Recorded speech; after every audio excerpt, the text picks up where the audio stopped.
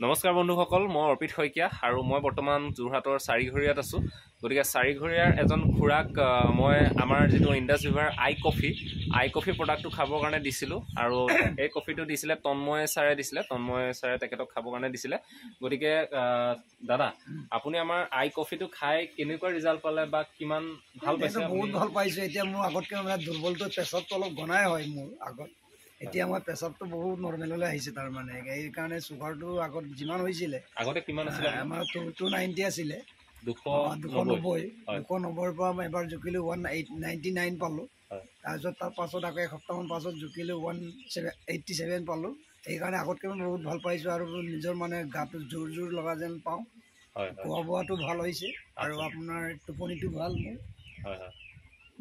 মানে আগতে আপোনাৰ ধৰক 200ৰ ওপৰত আছিলে, 200ৰ ওপৰত আছিলে। খোৱাৰ এসপ্তাহৰ পিছতে কিমানলৈ আহিলে? 199 আহিলে। 199। আচ্ছা, মানে নৰ্মেল। তাৰপিছত আকৌ এসপ্তাহমান পাছত জুখিলোগৈ, জোখাৰ পাছত আকৌ 187 পালোঁ।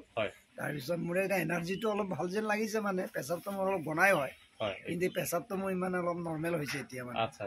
সেইকাৰণে মই ভাবিছোঁ এইটো খাই ভাল পাইছোঁ বুলি ভাবি আছোঁ আৰু।